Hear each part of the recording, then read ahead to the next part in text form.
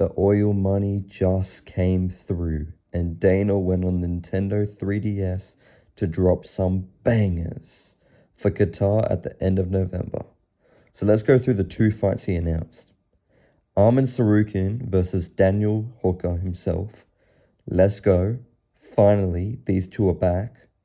Arman, the guy hasn't fought since UFC 300, and Hooker hasn't fought since 305, I think, last August. So look, it's the battle of inactive at this point. I think this one is honestly just a layup for Arman to get him active again as punishment before he can go and earn his shot. I don't think anyone really sees Hooker getting this one done. I mean, in all fairness, Hooker pulled out of the Gaethje fight due to injury and ended up just getting an even harder matchup. So respect to Hooker. He's done well for himself climbing back up the mountain again to get these top 5 number 1 contender matchups. This could have been Gaethje Sarukian, but Gaethje is taking the piss, refusing to fight. So unless Gaethje and Paddy are going at it, whilst I guess Ilya sits out for longer, I'm assuming Paddy will just go straight into the shot after beating Chandler. Which honestly, screw it, I don't even mind that. Arman had such a late and rough pullout that it didn't even seem fair to give him a shot. But I don't know, at this rate, this Hooker fight is just a test on whether he can show up on time and still put out a fun performance. Realistically, I think Arman can strike with Hooker, but I see him probably attempting to take this one to the ground. This is 5 rounds, but I don't think Arman should want it to go the distance. I think he needs a nice finish to leave no doubts about him being next.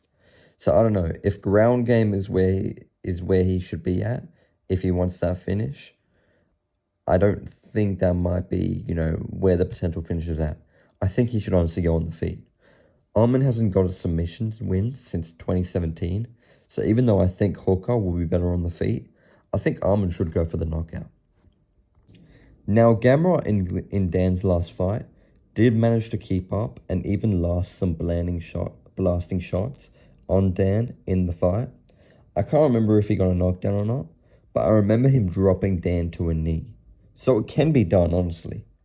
And if Hooker is to win this one, I don't think it will actually classify as a number 1 contender fight. I doubt the UFC wants to make Topuria versus Hooker over Topuria versus Pimblett. Or hell, even Gaethje. But if Dan did beat Sarukian, he'd be up there for the next shot for sure. So yeah, both of these guys are coming off somewhat poor wins. Neither of their last fights were definitive, sorry. And there were reasons as to why both of their opponents could have honestly got the decisions. So I think at this time round, they need to both look for that decisive victory and look for a finish. I don't believe this one should go to the full 5, if I'm being honest. Now, that was the main event, so let's talk about the co-main. Belal Muhammad and Ian Garry. Damn, another banger. This is actually insane, just how much they feed the Middle East. I mean, I'll have to get up at 6 a.m. for this, for sure, but I don't mind it. When it's a straight-up banger, my brain will wake up fast. Actually, to be fair, this one could be a snooze fest. It does give me that type of vibe, that it will be a similar fight to Garry versus Rachmanov, which was very slow pace and a bit of a stinker. Some on the ground, not a lot of action. It's giving me that type of vibe. Now, I got to give credit to Ian. The guy is one of those dudes who goes on a 1-fight win streak and then screams, title shot. But I still think he is willing to fight the top dogs. Now, I know what he's going to say. I only took this fight because they promised me a title shot. That does not sound like Ian Garry. 1 sec. Give me a sec. Mate, I only took this fight. No, that sounds like McGregor. Mate, I only took this fight because they promised me a shot. And even if he wins, I'm not going to move a muscle until they give me the title shot. It's me and Makhachev at the top of this sport. I can already see it. It's me and Makhachev at the top of this sport. I just won against the number 1 contender. I'm not moving until they give me I'm not moving a muscle until they give me a shot. Now, I don't sound like Ian Garry whatsoever. I sound more like McGregor, if I'm being honest, or like Leon Edwards. Look, there's some MMA YouTubers that are known for their impersonations. That's not me. That's not me. However, I do think Belal will get this one done. Ian has kind of built a resume in recent years, fighting great strikers, competing with them on the feet, and then taking them down, holding them and either attacking submissions or ground and pound to keep active, stealing rounds for a decision. Now, spoiler alert, this is not going to be a fight that gets finished. No one is betting that this fight gets stopped. This has decision written all over it. Both of these guys have only been winning and losing by decision since 2022 and 2023 respectively. I think there was Ian for the 2023, Belal since 2022. Neither of these guys ever finished fights. So, look, however, I do think that Ian is up against a wrestler and is now forced to rely on his hands solely instead of dominating on the ground. He's less likely to steal over rounds. He no longer has that it factor we saw this with Shavkat. Now, he can definitely still do well in exchanges on the ground, and he didn't with Shavkat. He almost got a few submissions off on Shavkat, but I do think that Belal will try and hold on to him and pressure on him for life. So I think neither of these guys are great strikers. They're both like, I don't want to be like this, but neither of these guys think they're neither of these guys are actually the strikers they think they are. Both of them are pretty subpar at best, if I'm being honest. And look, this is just in comparison to like someone like Jack Della, for example, who's a champ at welterweight. Neither of these guys are fantastic strikers. So this will definitely be a bit more of a wrestling match. We'll get some action on the feet. They'll probably try to like push on each other for action. I think there'll be some beef in the lead up. And so yeah, I definitely do have Belal on this one. It'll be close. I think Ian has every ability to get the job done, but I think he will fall short once again, if I'm being honest. But hey, maybe we get a press conference for this one. I mean, they did it for Perth. I know that Ian and Belal have a bit of beef. They're both like shit talkers. They'll chat in the lead up. I know that Arman and Hooker don't like each other whatsoever. So hell, let's get a UFC press conference for Qatar. Or even better, let's bring back the face-to-faces. This will never happen. Dana will never do it. And unless Qatar refuses to sell out, which I doubt it will, they won't do a press conference either. But we can always try. Now, there's not much to say about Belal here, to be honest. He had a major stinker last time out.